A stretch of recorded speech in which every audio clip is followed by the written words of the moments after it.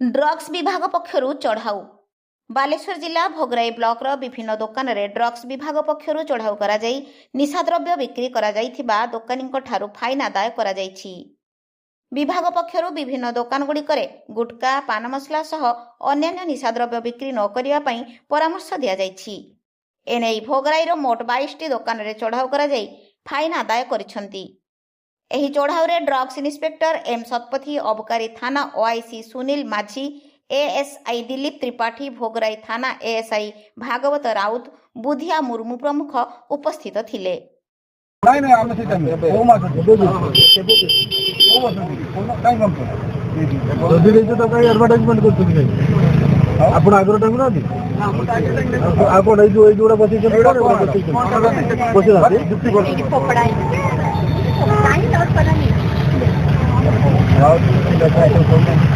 अरे बाबू